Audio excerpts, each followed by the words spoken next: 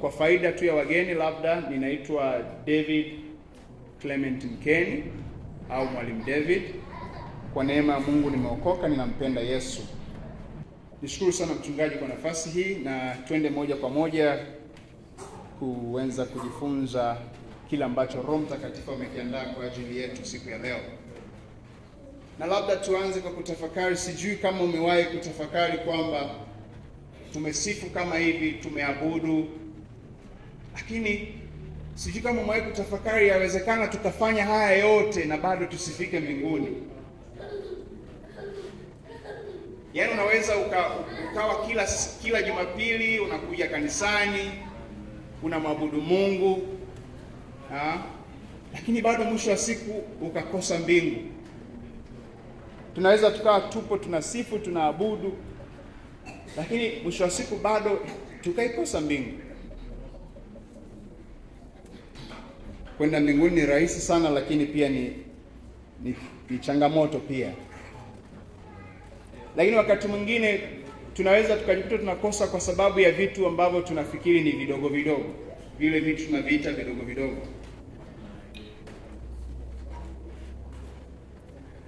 Taanza kwa habari hii. Kulikuwa na madaktari wawili, mmoja alikuwa anaitwa John na mwingine alikuwa anaitwa Jane. Hawa historia yao ilikuwa ni kama inafanana, inataka kufanana, kwa maana ya kwamba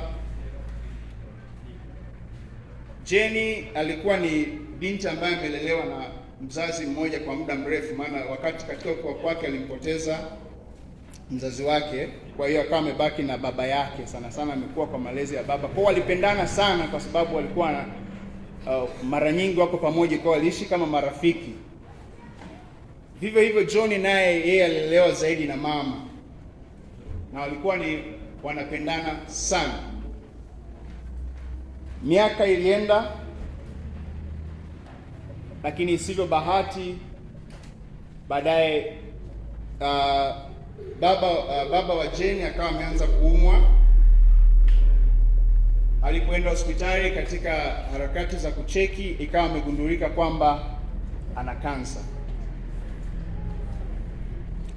Likewise kwa Jane vivyo hivyo, naye mama yake akawa ameumwa, wameenda hospitali, akawa na same case katika stage 1, ambapo mama wa Jane ilitakiwa katika stage ilikuwa imefikia, baada ya muda alitakiwa akatwe ziwa moja, lilikuwa limeanza kuafektika.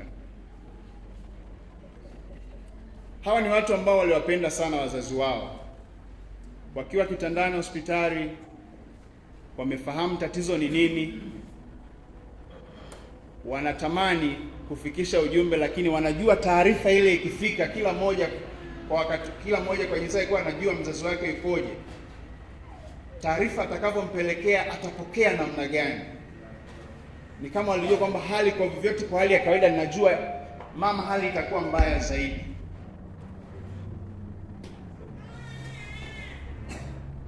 Kwa hiyo katika kutafakari, John akawa amefikia tu conclusion, akasema kwamba hapana, mimi wacha nisimwambie, maana sasa inaweza ikaleta shida, nitamwongezea matatizo zaidi. Kwa akaamua kunyamaza. Jane akaendelea kujitia moyo.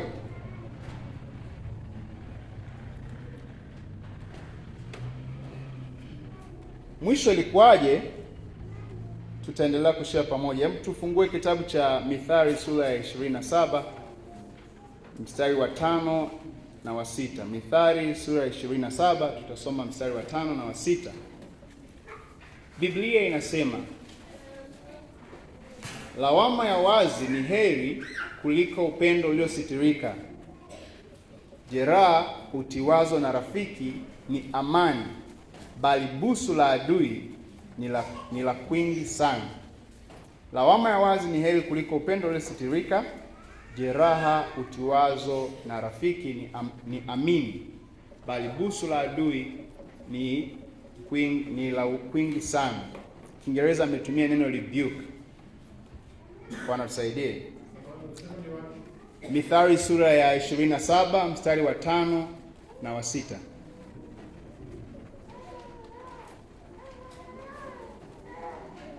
Kwa kawaida Roho Mtakatifu leo anataka kutukumbusha juu ya nimeita kemeo la wazi. Labda tulitumia hilo jina, kemeo la wazi. Japo Biblia imetumia lawama, lakini kwa maana ya kemeo, rebuke, ambapo tukianza kwa maana ya kemeo kwa mujibu wa kamusi nasema kueleza wazi kutokukubaliana au kukosoa mtu kwa sababu ya tabia au matendo yake. Kueleza wazi kutokubaliana au kukosoa mtu kwa sababu ya tabia au matendo yake. Lakini kibiblia pia inatafsiri kemeo kama ni onyo kali lenye mamlaka linalolenga kuzuia dhambi na kumrudisha mtu katika haki, sio kumwadhibu tu. Kwa maana ya kwamba ni adhabu ya kiungu inayotokana na upendo. Msingi tu hapo ni kushikilia adhabu ya kiungu inayotokana na upendo, au jeraha la rafiki linaloongoza kulinda, kukuza maisha ya kiroho. Kwa maana gani? Tunaposema kukemea, kwanza inafanyika kwa upendo, na lengo lake katika upendo inakuwa ni kwa ajili ya kuongoza, kuelekeza, lakini pia kumlinda mtu mbali na mabaya, lakini pia kumsaidia kukua katika maisha ya kiroho. Bwana Yesu asifiwe. Na tukienda zaidi, kuna habari katika Wagalatia, labda tusome alafu tuendelee. Wagalatia sura ya 2,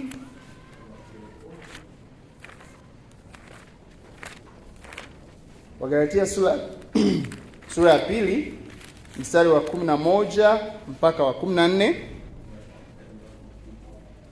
11 hadi 14, Biblia inasema, Wagalatia sura ya 2 mstari wa 11 mpaka 14, Biblia inasema, lakini Kefa alipokuja Antiokia na alishindana naye uso kwa uso. Huyu ni Paulo sasa anazungumza, uso kwa uso, sababu alistahili hukumu.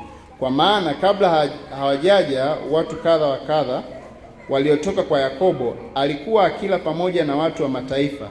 Lakini walipokuja wao, akarudi nyuma, akajitenga, huku akiwaogopa waliotairiwa. Na hao Wayahudi wengine wakajigeuza pamoja naye, hata na Barnabas pia akachukuliwa na unafiki wao.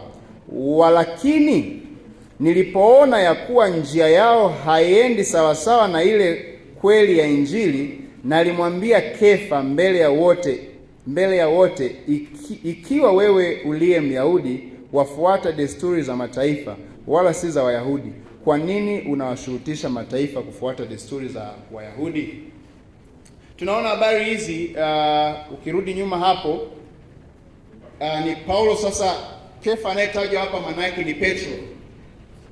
Paulo anamkemea Petro kwa kitendo cha alipotoka kwa wenzake Yerusalemu, amekuja Antiokia, akaanza kuishi kama watu wa mataifa, akawa nakula nao, yani sio kwa ubaya, ile kwamba kushiriki nao, ambayo kwa Wayahudi kabla ilikuwa hairuhusiwi kuchangamana, kula pamoja, lakini yeye akawa nakula nao. Lakini kumbuka pia wakati huu ambao walikuwa hawatakiwi kula pamoja, ilikuwa tayari kwa wao kina Petro, kwa maana ya mitume, Mungu alikuwa ameshawafunulia kwamba ule utofauti haupo. Kwa hiyo ilikuwa ni sawa tu swala la kula pamoja. Lakini Petro kwa kuogopa kwamba sasa hivi hao wengine wakija wenzangu watanifikiriaje, kwa mwanzoni wakati hawapo akawa anakula nao tu, ila alipoona wamekuja viongozi wenzake ndio akaanza kujifanya anaacha kula nao tena. Sasa hichi kitendo kilikuwa si sawa. Paulo anapoona yeye, ikabidi aanze kukemea kwamba kwa nini ufanye unafiki, yaani kwa maana ya kwamba kwa maisha sasa tuseme kwamba mahali niko mwenyewe, labda tunaangalia mpira mahali fulani, kwamba nikiwa mwenyewe na washikaji sasa ninajifanya na mimi nakuwa kama mshikaji tu, na lugha zao natumia vizuri, ila the moment akija mtu wa kanisani mwenzangu, naanze kujifanya kwamba na mimi sasa najifanya mpendwa, yani kujifanya kama vile najitenga. Huo ni unafiki. Huo ni unafiki, na huu ndio ambao Paulo anamkemea Petro. Tunatakiwa kujifunza kukemea maovu tunapoona yanatokea. Tunatakiwa kujifunza kusema wazi, kukosoa panapohitajika kukosoa, kwa sababu tunaona hapa kama Paulo angenyamaza, tayari kulikuwa kuna shida imeanza kutokea. Wakati Petro anafanya hivyo, na wengine wakaanza kuiga ile tabia ya unafiki. Hata Barnabas ambaye alitembea karibu pia na Paulo, naye akaanza kupotea. Kwa maana yake kanisa lilikuwa linataka kuanza kupotea. Lakini Paulo ikabidi asimame kwenye nafasi yake. Sijui wewe leo una ujasiri kiasi gani kukemea mwingine anapokosea. Lakini Biblia inatufundisha hivyo. Tunafahamu mfano hata kwa Yesu mwenyewe. Yesu mara kadhaa, hata mojawapo ukisoma katika Marko sura ya 7, utasoma kwa wakati wako, Marko sura ya 7 mstari wa 5 mpaka wa 8. Tunaona pia Yesu hapa akiwakemea Mafarisayo kwa unafiki vile vile.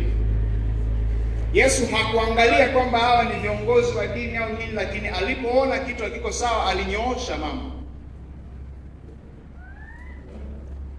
Petro alipotaka kujichanganya pia tunakumbuka habari ile, hata yeye pia alimkemea. Japo alikemea kile kilichoko ndani yake, rudi nyuma shetani.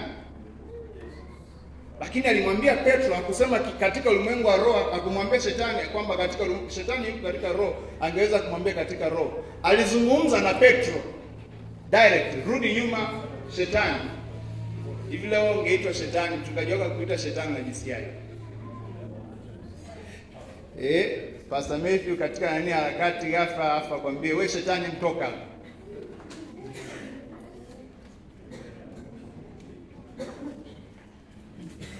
Lakini Petro alipokea vipi? Ni muhimu sana tujifunze kuwa na tabia hii ya kutokubaliana na uovu, kutokubaliana na makosa. Si tu yale ambayo tunafikiri labda ni maovu makubwa au ni makosa makubwa. Wakati mwingine kuna vitu vya kawaida kabisa ambavyo tunakuwa navyo kwenye jamii. Unaona mwenzako hayuko sawa, kuna kitu fulani anafanya hakiko sawa. Moyoni mwako unajua kabisa kwamba unaona kwamba hichi hakiko sawa. Lakini shida kubwa wewe inakuja kwamba tunaangalia kwamba sasa nikimwambia itakuwaje? Atanifikiriaje? Uhusiano tulionao itakuwaje? Jirani kuna kitu fulani anafanya kinakukwaza, ni kweli, lakini unaishia labda kuumia tu. Au wakati mwingine labda wewe unakimudu, lakini kuna wengine ambao wanaathirika, na wewe umetulia tu, lakini ulikuwa na nafasi ya kumsaidia. Ni hatari sana, ni hatari sana. Ni muhimu sana pia kujifunza kwamba hata sisi tunapoonywa, kuna swala la kuonya na wewe sasa kuonywa. Katika Mithali 15 Mithali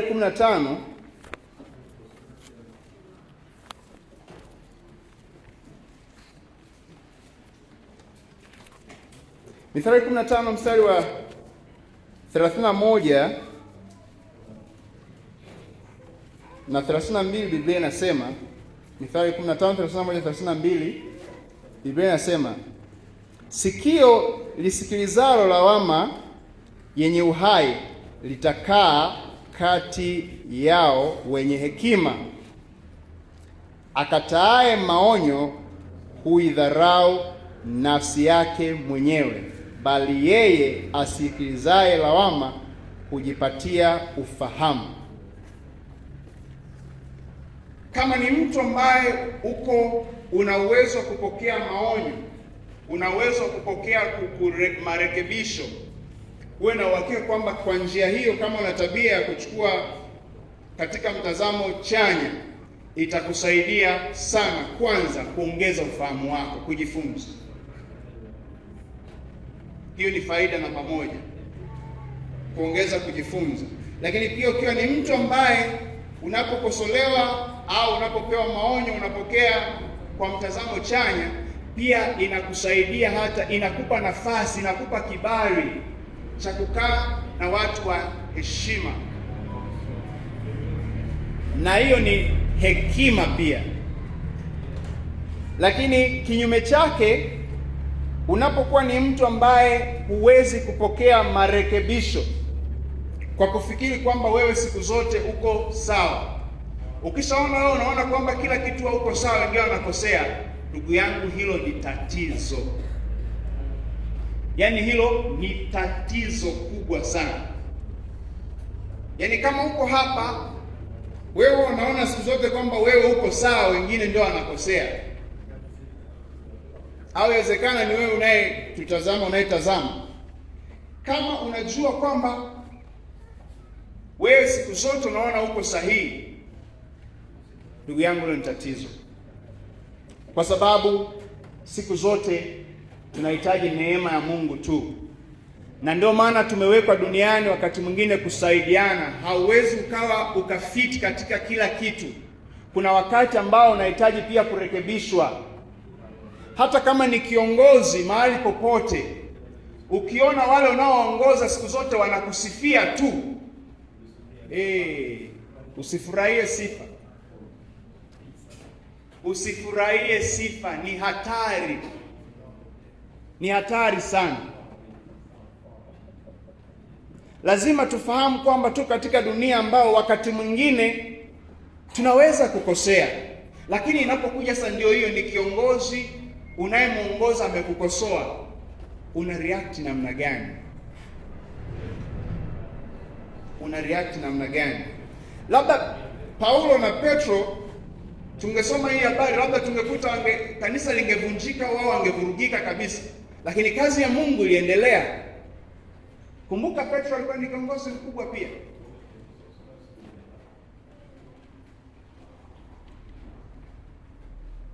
Unajibu vipi unapoonywa? Je, bado unaweza kumpenda anayekuonya? Hata Yesu anatufundisha swala la kukemeana, kwamba ndugu yako akikosea muonye, si ndio? Akiomba msamaha msamehe. Lakini ni watu wangapi ambao umeona wakipotea na ukanyamaza kimya? Kwa sababu kwa jinsi hiyo, mara nyingine kuna watu tumewapoteza hata kanisani. Kuna watu tumewapoteza hata maeneo, walikuwa ni watu ambao ni potential, ni watu ambao sisi tuliwatazama katika hali ya kawaida, lakini Mungu alipokuwa anawatazama ni tofauti. Lakini kumbe tumewapoteza wakati mwingine kwa sababu labda alihitaji sentensi moja tu kutoka kwako ya ujasiri na kumwambia, ndugu yangu, hapa sio sawa, hii unaweza ukafanya hivi, kwa upendo. Lakini umenyamaza kwamba sasa atanichukuliaje? Acha wako wengine watamwambia. Na mind my own business, fuata mambo yangu, kila mtu afuate ya kwake. Kuna hatari pia katika hiyo. Ezekiel 33 mstari wa 6 na wa 9 anazungumzia. Ezekiel 33 6 na 9, tunafahamu anazungumzia juu ya kuwekwa kama mlinzi, kwamba linapotokea baya, ukinyamaza, mtu anakosea, huja mwambia, Biblia iko wazi, nasema kwamba damu yake itadaiwa kwako. Ni watu wangapi ambao damu zao tunadaiwa? Wakati mwingine inawezekana sisi tukisikia ni rahisi sana kusema wengine, hao wauaji, huyu muuaji bwana, huyu hafai, muuaji. Tunachukia, tunaumia tunapoona wauaji, hata wakati mwingine tunatamani sasa na wao hivi. Hakuna hata mtu wa kumtungua risasi na yeye. lakini bila kujua kwamba hata sisi tumeua watu wangapi. Wewe umeua watu wangapi kwa kutokuambia walipokosea au kwa kutokuwarekebisha kwenye jambo lolote? Watu wangapi ambao wako hapa kanisani, inawezekana wangesaidiwa, labda wangekumbushwa, ndugu yangu, mbona hauji ibada? Hata hicho tu, mbona hatukuoni kanisani? Lakini leo labda hawaji kabisa, labda walianza taratibu na tukiwaona. Ni watu wangapi ambao wakati mwingine unaona kitu fulani anafanya ambacho sicho, alafu mmekaa pembeni, huyu sasa, ngoja tuone, tutaona tu. Alafu mwisho wa siku mambo yakitokea inakuja tu kwamba tulijua kabisa isifika, si unaona? Lakini wakati sisi tukisema hivyo, mbingu zinauliza, nani alisimama kumuonya?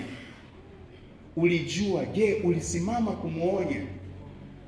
Ulisimama kumkumbusha? Ulimwambia kwa upendo? Ili neno tulijua, Mungu atusaidie, kwa sababu ipo siku tutalitolea hesabu, na tujue kabisa kwamba hivyo kama tulivyojua, hesabu yake tunaanzia hapa duniani.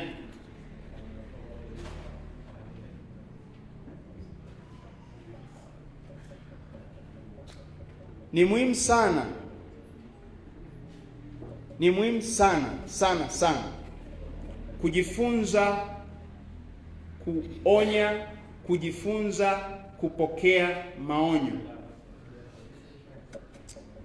Lakini pia tunawezaje sasa kumsaidia mtu ambaye labda kuna kitu ambacho hajafanya vizuri? Tunaanzaje? Kwa sababu wakati mwingine pia ndio hiyo huwa kinachotupa changamoto, ni kwamba ninaanzaje. Lakini Biblia pia imetupa utaratibu. Naomba mmoja tusomee Mathayo sura ya 18. Mathayo sura ya 18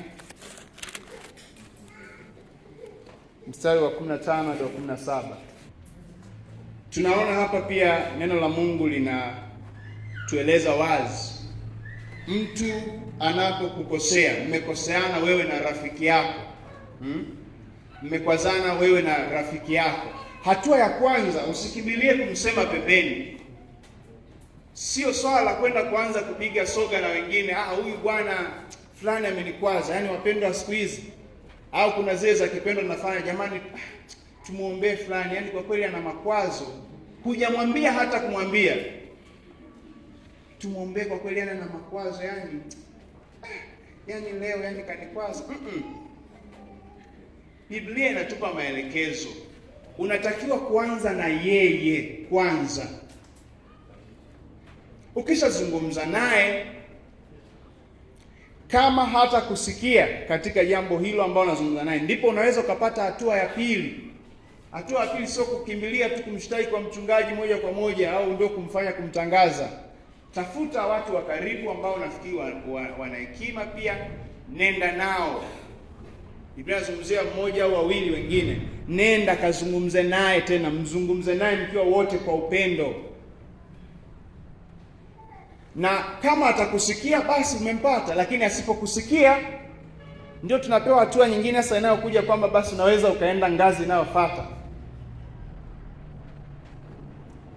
Kwa hiyo sio kila kemeo linatakiwa kufanyika mbele za watu kwa uwazi. Sio kila kitu kinatakiwa tukumalizika kwa uwazi, au kanisani tukuanza hivi. Kuna mambo ambayo yanahitaji pia kufanyika in private, katika kwa wahusika wenyewe, kwa sababu kuna mengine yanaweza akawa yangefanyika ukichukua jambo ambalo pia ni la wahusika wawili, ukaleta kwenye umati wa watu. Wakati mwingine badala ya kuponya unaweza ukaharibu, kwa sababu kuna wengine unaweza ukawajeruhi pasipo sababu. Kwa pia tunahitaji msaada wa Roho Mtakatifu kutusaidia kujua hekima ya kudili na issues zinapotokea. Lakini katika maisha ya kawaida tu ni muhimu sana kuhakikisha kwamba chochote unachokiona hakiko sawa hata siku moja usikinyamazie. kwa sababu hata Mungu mwenyewe ukisoma Waebrania 12:5-6, Waebrania 12:5 hadi 6 inazungumzia hata Mungu yeye pia anatuonya sisi, na hakuna kitu kibaya kama kama imewahi kutokea yani, okay, labda wanafunzi au mzazi hivi, imagine umemkosea labda baba yako au umemkosea mwalimu wako, yaani umezingua kabisa, na wewe umejua umezingua, yani Mr. Dave umemzingua kwa mfano. Alafu wakati unajua umekosea na yeye unajua kabisa kwamba amejua kwamba mimi nimekosea, alafu hakwambii chochote. Ukifika tu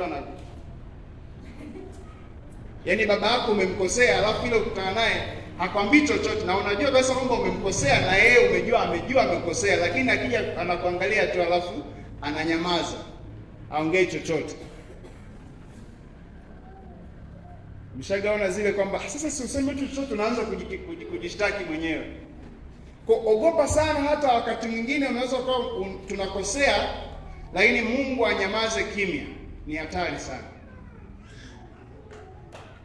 ni hatari sana. Kwa hata Mungu, tunapoonywa na Mungu pia ni vizuri kufurahia. Ukiona Mungu anakuonya ujue Mungu anakupenda. Ukiona unakosea mzazi anakuonya, uwe na uhakika mzazi anakupenda. Vivyo hivyo pia ni muhimu kufahamu kwamba hata sisi, ukiona mtu amekufuata anakurekebisha katika jambo fulani, uwe na uhakika kwamba huyo mtu anakupenda. Kwa sababu kuna mambo mengine, mimi huwa ni kanuni yangu, huwa napenda pia kuambia watu kwamba ukiona mtu anakuambia kitu kikakuumiza, ambacho ni cha kweli, ambacho inaendana labda na marekebisho, anakurekebisha kikakuumiza, uwe na uhakika huyo mtu anakupenda sana.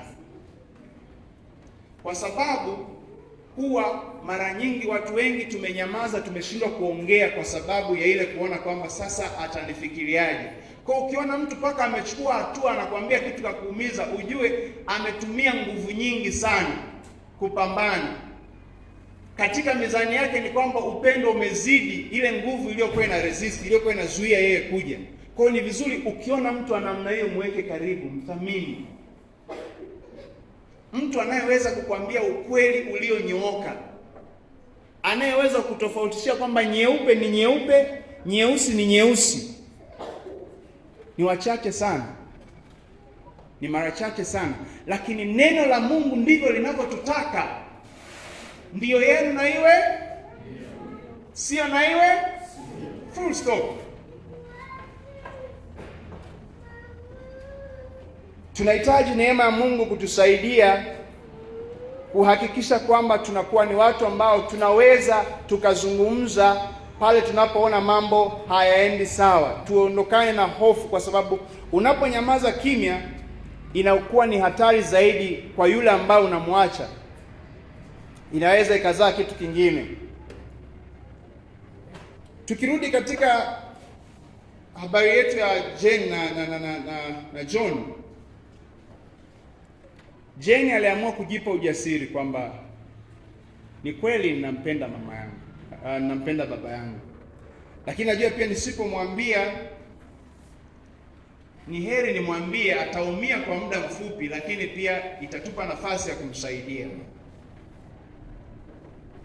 Kwa hiyo alijikaza kwa kweli, ikabidi akaenda akazungumza na baba yake ukweli kwamba baba, hapa kilichopo una kansa, na ili kuondokana na hii inabidi kupoteza mguu. Na akaanza zile process. Kwa baba ilimsumbua ni kweli mwanzoni, lakini baadaye ilileta uponyaji, hata kama alipoteza sehemu ya mguu wake. Kidonda kile kilikuwa kimeshaanza kuleta shida nyingine bila wao kujua. Lakini pia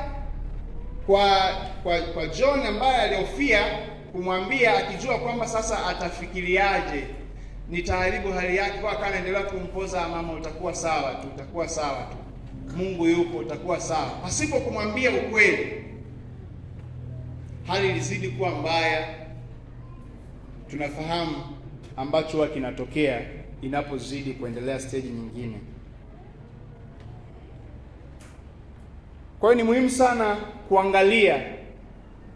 Yawezekana kuna watu kadhaa tumekuwa ni Dr. John humu ndani, labda tumeshindwa kuambia watu vitu vingine ni vidogo vidogo. Yawezekana hata hapa ni katika huduma wana praise, labda kuna mtu ambaye unaona hakiko sawa, au ni timu nzima kuna vitu unaona haviko sawa, na yawezekana wewe ndio ungeweza kusaidia, lakini unasubiri labda mchungaji ndio aongee, lakini kumbe yawezekana ungeongea ingekuwa na nguvu zaidi, kwa mfano. Au yawezekana kuna kitu cha ziada ambacho wewe unaona labda yawezekana huku yawezekana hawaoni, lakini umenyamaza. Kumbe yawezekana ungesema Mungu angezidi kutukuzwa. Tunahitaji neema ya Mungu sana. Lililo kuu katika yote tunapokemea ni kuhakikisha kwamba tunatenda kwa upendo, sawa sawa na Wakorintho wa kwanza 16:14. Mambo yenu yote yafanyike katika upendo. Kwa issue kikubwa tu ni kwamba tunapofanya hivi, nini msukumo ulioko nyuma unapomrekebisha huyo mtu? Ni unataka kumwonyesha kwamba hawezi au unataka kumsaidia? Ninakumbuka miaka ya nyuma wakati nakuwa, ilinisaidia kwa kweli, na mimi pale ilikuwa ni chanzo cha kuweka msitizo kujifunza jambo hili pia. Mama yangu mzazi tulikuwa tunatoka naye kuelekea kwenye ibada. Nakumbuka ilikuwa ni jioni, sikumbuka kama ni ibada ya Jumatatu au ya Jumamosi, lakini nakumbuka tulikuwa tunaelekea kwenye ibada. Sasa isiyo bahati kidogo, nguo yake ilikuwa imeachia, zipu ilikuwa haijafunga vizuri kiasi fulani. Tuko mimi na yeye tunaelekea, lakini mbele pia kuna wengine ambao walikuwa ndio wanapita, ni wanafunzi, ilikuwa ni maeneo ya tulikuwa tunaishi eneo la shuleni. Sasa nimemuona mimi, mtoto wa kiume, ndio tunapendana nao, lakini sasa hapa kuna ile heshima fulani, yaani namuingiaje? Lakini kajitia nguvu, nikamwambia mami, hapa hapajakaa vizuri. Sisahau mpaka kesho alivyo react. Kwanza alinishukuru, alafu alinifundisha somo, ndio maana mpaka leo limenikaa na niko hivi. Ilibadilisha kabisa ufahamu wangu na maisha yangu, mwenendo wa maisha yangu, kwa sababu alinishukuru na akaniambia, mwanangu, umefanya kitu kizuri. Hivi ndivyo inavyotakiwa kufanyika, kwa sababu sikumweleza hata sana kwamba nimeona hivi na nini sana, feel labda alielewa. Lakini akasema kwamba kwa sababu ungeniacha, maana yake yawezekana watu wengi zaidi wangeona. Kwa nikawa nimemsaidia na nikajifunza hivyo. Lakini je, ni mara ngapi sisi tumeacha wengine wakiwa wamesahau, labda wamejisahau katika hali hiyo, na kumbe tungewasaidia na tumeacha wameendelea kudhalilika?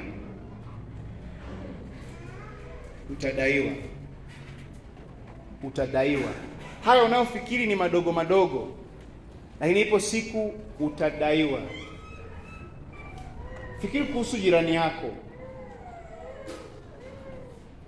fikiri kuhusu rafiki zako, vipi kuhusu wafanyakazi wenzako unapofanya kazi? Nenda katika biashara yako, waliokuzunguka. Yawezekana kuna mtu au watu ambao wewe mwenyewe ni shahidi, kuna vitu ambavyo umekaa navyo miaka na miaka, labda au umekaa navyo labda ni wiki kadhaa au ni siku kadhaa, ambavyo umekuwa unatamani kumwambia mtu, lakini unajiuliza, nitamwambiaje? Huyu ni mtu mzima kuliko mimi, nitamwambiaje? Au huyu bwana ni bosi wangu, nitamwambiaje? Huyu jirani yangu ana maneno sana, nikimwambia itakuwaje? Si ndio ataenda kunitangaza? Huyu mfanyabiashara mwenzangu bwana, mwishowe tujikuta tuishi vizuri hapa, lakini kuna kitu kumbe hakiko sawa ambacho unajua. Rudi kazini kwako, rudi nyumbani kwako,